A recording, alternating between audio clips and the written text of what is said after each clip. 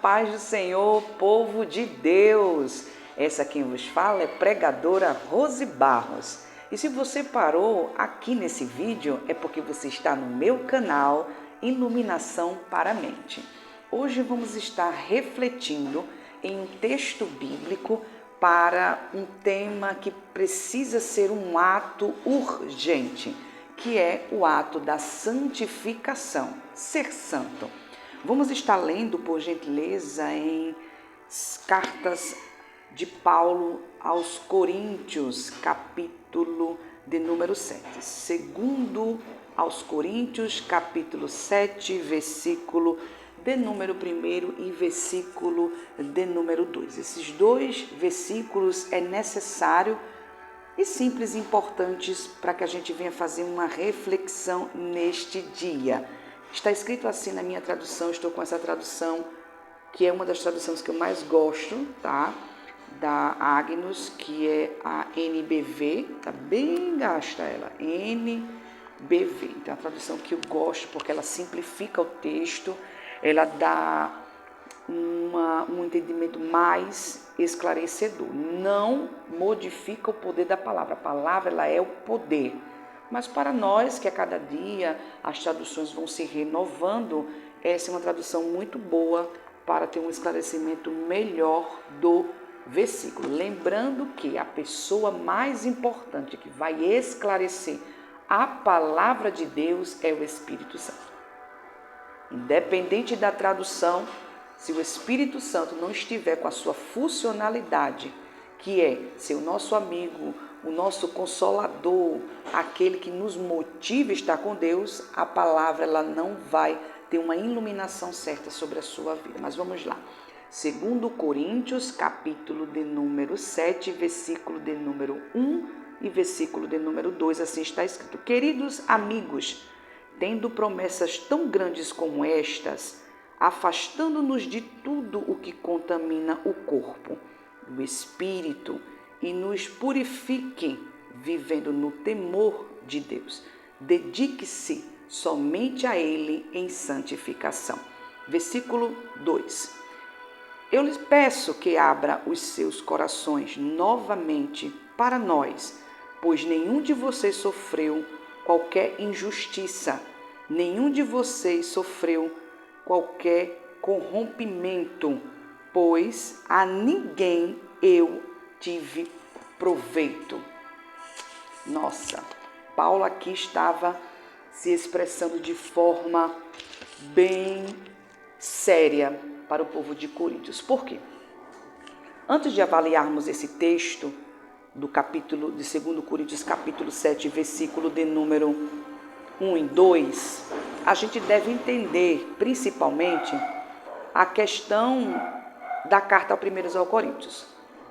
Paulo, em sua atividade missionária, como todo mundo sabe, ele chega na região de Coríntios e nesse momento vai dar-se a entender que o povo era um povo novo crente, um povo ainda que estava se adaptando ao Evangelho de Cristo. Paulo deixou uma igreja bem firmada nos ensinamentos do Evangelho. Porém, a igreja de Coríntios, ela vai estar enfrentando ensinamentos de pessoas que não tinham a verdadeira libertação em Cristo Jesus. Na carta 1 aos Coríntios, Paulo, ele simplesmente vai deixar os ensinamentos do bom uso dos dons espirituais, deixar os ensinamentos da liturgia de culto. Mas mesmo Paulo ensinando, existia um grupo de pessoas que faziam de forma errada, criavam uma ideia em sua cabeça e faziam de forma errada. Mas Paulo, como líder, ensinava perfeitamente como deveria proceder na liturgia, proceder no comportamento como cristão. Aí o que a gente aprende? Que mesmo existindo líderes, existindo pessoas que ensinem, vai ter meia dúzia de pessoas que querem fazer o contrário. Aí o que a gente aprende aqui? A gente aprende a não desistir do propósito verdadeiro e de fazer o que é certo. Paulo vai escrever a segunda carta aos Coríntios pelo fato simplesmente de completar a primeira carta e explicar aos irmãos que existia um grupo de falsos mestres trazendo histórias contrárias à vida de Paulo. E esse grupo de falsos mestres estava, juntamente com um conjunto de pessoas que também não gostavam do ensinamento de Paulo, estava infiltrando e distorcendo toda a comanda que foi ensinada da doutrina, principalmente a doutrina da ressurreição. Então, a carta segundo aos Coríntios, Paulo, ele explica, olha, o meu ministério, ele foi produzido cada vez que o Senhor me enviava como missionário a cada terra. Essa carta de segundo aos Coríntios, Paulo, ele deixa bem claro sobre o seu ministério em Cristo Jesus. E quem estava trazendo uma distorção da sua história eram os falsos mestres que estavam com eles ali infiltrados. E Paulo ainda dá uma dura, dizendo, olha, eu vou mandar uma segunda carta, eu vou ensinar como vocês têm que proceder, porque eu não quero ir pessoalmente ter que repreender vocês. Vocês já foram ensinados como colocar a organização do culto, como ser um bom cristão, como está aqui os dons, como você precisa se comportar, mas vocês estão sendo influenciados. Aí Paulo escreve essa segunda carta, explicando sobre a sua vida ministerial, e existiu falatórios, existiu conversas contrárias, existiu calúnias contra a vida de Paulo. Então Paulo precisou ensinar mais uma vez. Paulo ele vai começar a explicar, dizer, olha, existe um conjunto de pessoas que estão aí próximos de vocês, que estão corrompendo aquilo que eu já ensinei. Aí o que a gente aprende? A gente aprende que a gente deve ouvir os dois lados da história. Pessoal, aqui na carta de Coríntios, quando a gente viu no versículo de número 2, ele explica, abra o seu coração novamente. O povo estava com rancor, o povo estava com o coração para com a vida de Paulo, cheio de mágoas, de uma história que não era verdade. E Paulo diz, olha, vocês estão com pessoas que estão trazendo ensinamentos para vocês, que está fazendo com que vocês criem mágoa de mim. Aí o que a gente aprende? Sempre ouvir os dois lados da história antes de guardar qualquer mágoa, até porque a gente não deve guardar mágoas, a gente não deve guardar rancor, a gente tem que se liberar, porque a partir do momento que aceitamos Cristo como Salvador, mágoas, rancor, tristeza, decepções, palavras contrárias, ela não faz parte mais da nossa vida. Ela não faz parte da nossa vida mais. Era isso que estava acontecendo em 2 Coríntios, nesse versículo que a gente leu. Paulo estava explicando, vocês não podem guardar esse tipo de rancor. E o que eu acho interessante é que Paulo ele inicia dizendo, olha, vocês precisam abrir novamente o seu coração aos meus ensinamentos. Esse grupo de pessoas estava sendo chamado a atenção. Era bem verdade que existiam aqueles que apoiavam Paulo, mas existia aquele grupo de pessoas que não gostavam.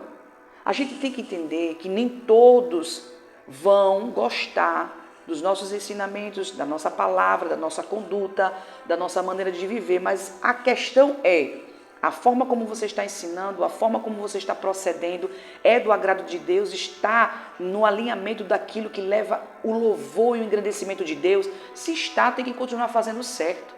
Não deixar um grupo de pessoas te tirar da direção ao qual o Senhor colocou. Então Paulo se posiciona e diz, olha, eu sei do ministério que Cristo tem feito através da minha vida. E não vai ser esse grupo de falsos mestres que vai colocar rancor, que vai colocar mágoas em seu coração. Aí o que eu acho interessante é que Paulo diz assim, olha, ele coloca aqui pessoalmente assim, eu não maltratei ninguém, eu não tratei ninguém com injustiça. Eu não fiz nada que fizesse com que vocês tivessem esse comportamento. Então Paulo diz, olha, eu não fiz nada de injusto, eu não tratei vocês com ensinamentos que viessem prejudicar a vida de vocês. Então Paulo ele começa a dizer, olha, não fiz nada disso. Aí nesse versículo que a gente leu, o versículo de número 1, está explicando assim, que devemos ter uma vida purificada, devemos ter porque temos promessas a ser conquistadas. Então, quando a gente se distrai com certas situações que trazem em nosso coração um coração turbado, a gente esquece que nós temos promessas a ser alcançadas.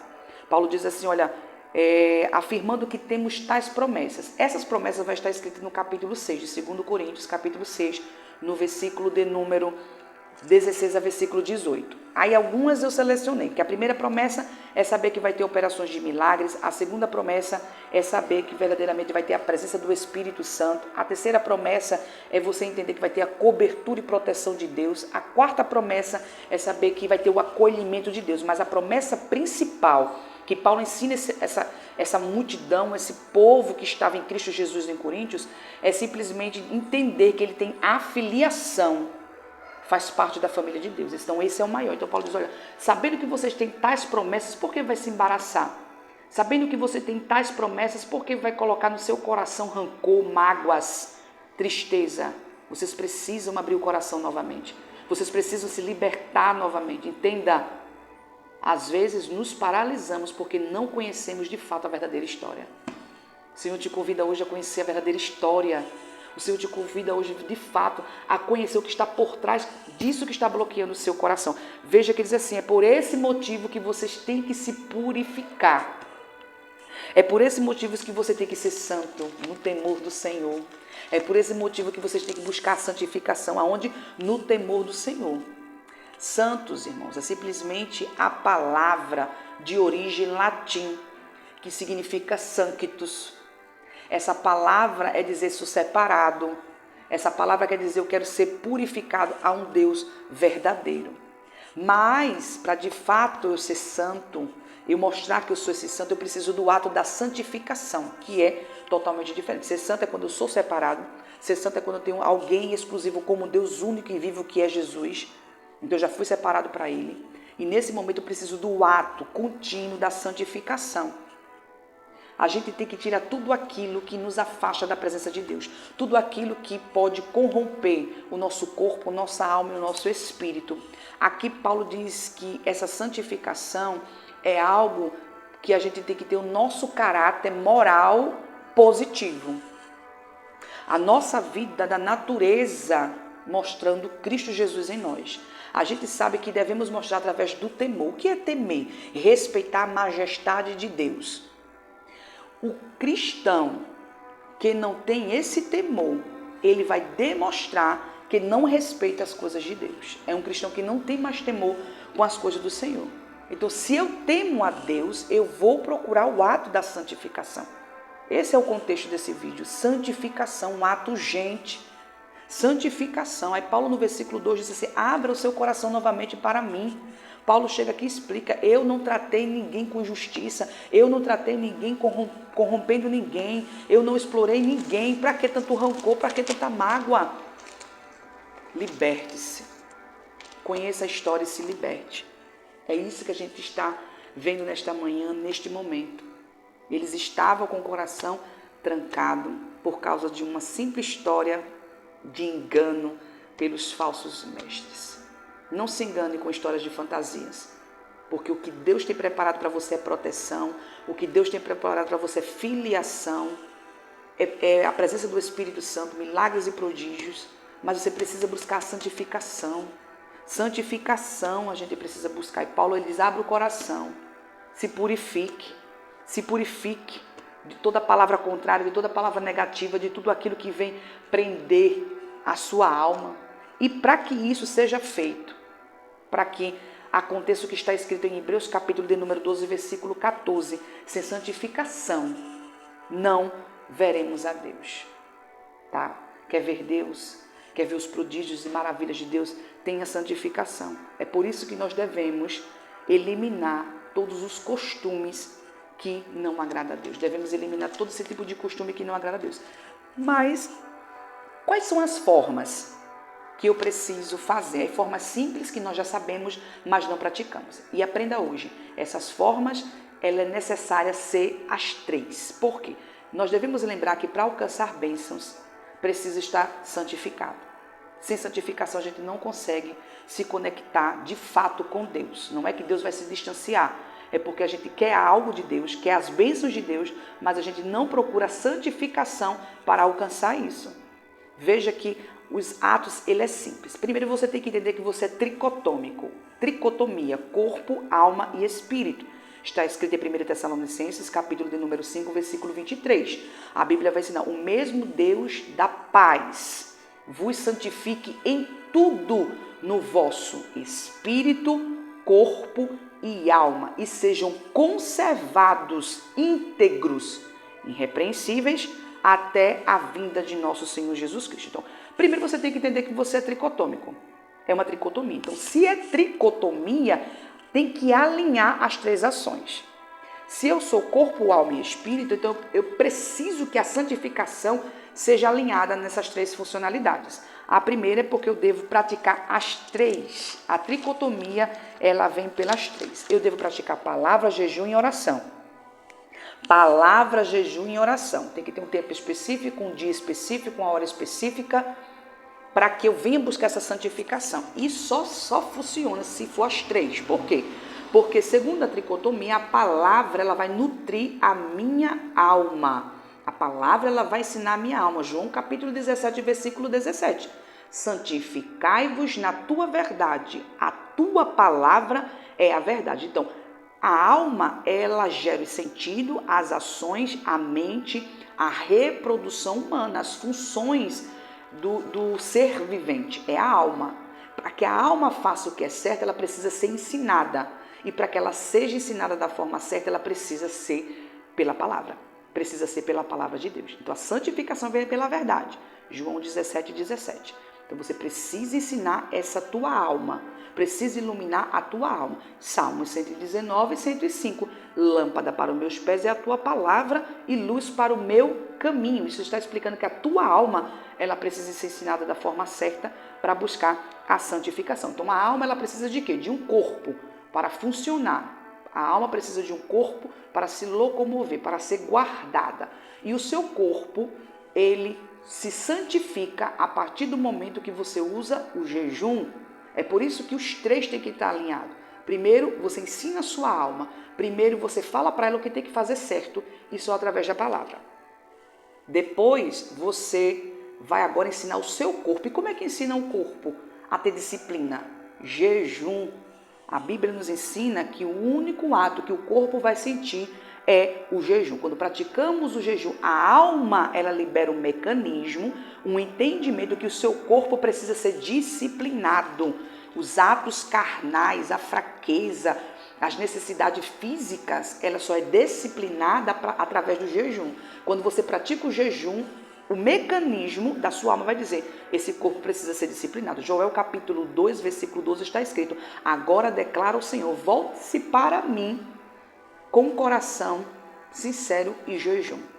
E isso dá a entender o que Jesus nos explicou, que nosso corpo precisa de disciplina. Jesus nos ensinou em Marcos capítulo 14, versículo 38. Jesus ensinou, vigiai e orai para não entrar em tentação. Na verdade, o espírito está pronto, mas a carne ela é fraca. Não dê moleza à sua carne. Se você vê que ela não está sendo uma demonstração de santificação, coloca ela no jejum. Então, quando eu ensino a minha alma, quando eu pratico o jejum, ensino pela palavra, pratico o jejum, agora eu vou entrar no ato de oração. O ato de oração é para dizer que o teu espírito tem conexão com Deus. O teu espírito em conexão com o Espírito Santo vai estar alinhado em comunhão, contato com Deus. A oração é para você ter intimidade, é para você ter comunhão. Não é só o fato de pedir, não é só o fato de expressar e querer milagres, não. É comunhão com Deus. O oxigênio da tua alma é a oração. Então você vai entender que quando se tem um espírito abatido, um espírito desanimado, é porque o ato de oração não está sendo contínuo. Em 2 Coríntios, capítulo de número 4, versículo 16, está escrito, ainda que esse corpo se desgaste, o meu espírito se renova cada manhã. Mas esse renovo só é possível através da oração.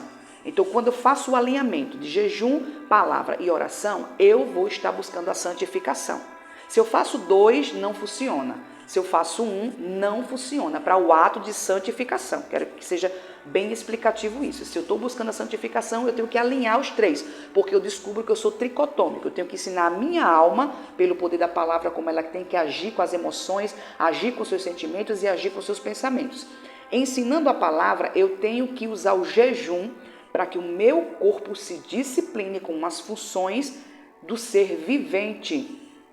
Ensinando o meu corpo, eu agora vou ter o contato de oração através do Espírito Santo com o meu espírito para trazer a conexão para dar certo em buscar a santificação. Mas por quê? Essa é a pergunta-chave. Por que eu preciso ser santo? Eu preciso buscar a santificação. Por quê? Primeiro, é uma ordem. Esse aqui já fecha tudo, mas eu vou trazer mais dois.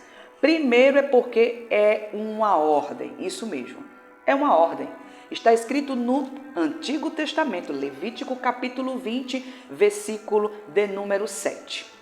Portanto, santificai-vos, sede santo, porque eu sou o seu Senhor. É uma ordem. Santificação é a ordem de Deus no Novo Testamento. Em 1 Pedro, capítulo de número 1, versículo 16. Se no Antigo Testamento era uma ordem, mas não vivemos o Antigo Testamento, acolhemos do Antigo Testamento para saber que o Novo está acontecendo. Mas no Antigo Testamento, em Levítico capítulo 20, versículo 7 diz: portanto, santificai-vos, sede santo, porque eu sou o seu Senhor. E no Novo Testamento, 1 Pedro capítulo 1, versículo 16, sede santo, porque eu sou santo. Então você só busca santificação porque ele mandou, é uma ordem, tá? Segundo, simplesmente porque você recebe virtude. O que é virtude? Consistência. A consistência, segundo Pedro capítulo 1, versículo 5, está escrito: acrescentai a vossa fé a virtude, virtude a ciência, ciência temperança, temperança paciência e paciência o amor fraternal, o amor entre irmãos. Veja que você tem uma consistência. Começa crescendo pela vossa fé, traz a virtude, que é a consistência, traz a ciência, que é o conhecimento de tudo que está à nossa volta, traz a temperança, que é para dar o controle e a estabilidade, traz a paciência para esperar o tempo certo, o momento certo de agir, o momento certo de falar, para então gerar o amor fraternal, o amor entre a comunidade. Então, buscar a santificação é uma ordem, buscar a santificação me traz virtude, me traz uma consistência, e buscar a santificação faz com que eu veja o meu crescimento espiritual. Ainda em 2 Pedro, capítulo 3, versículo 18. Antes crescei na graça e no conhecimento de nosso Senhor e Salvador Jesus Cristo. Então você vê o crescimento. Se você quer saber qual é a vontade de Deus, 1 Tessalonicenses capítulo de número 4, versículo 3. Porque esta é a vontade de Deus, a vossa santificação. Eu tenho que buscar santificação porque é uma ordem. Eu tenho que buscar santificação porque me traz virtudes, consistência. Eu tenho que buscar santificação porque eu vejo o crescimento espiritual. E eu tenho que buscar santificação porque é a vontade de Deus. Se até hoje você não descobriu qual é a vontade de Deus, uma delas é você buscar a santificação. E para isso é necessário alinhar palavra, jejum e oração. Então a melhor forma de você mostrar gratidão a Deus pelas bênçãos que você tem recebido dele é buscar o ato da santificação. É buscar o ato da santificação. Então, se você quer fazer a vontade de Deus, então comece buscando a santificação. Então que essa palavra, ela entre no seu coração, crave na tábua do teu coração e entenda que Deus estará e continuará com a mão estendida sobre você. Que a graça de nosso Senhor Jesus Cristo envolva a tua casa e a tua família. E entenda, só se faz algo bom quando a gente continua tentando para que o bom aconteça. Não desista agora, não pare agora. Então, com essas dicas simples e fáceis, você começa a praticar hoje para ver a graça de nosso Senhor Jesus Cristo sobre a tua casa e a tua vida. Que Deus, em Cristo Jesus, vos ilumine e vos abençoe neste dia maravilhoso. Amém?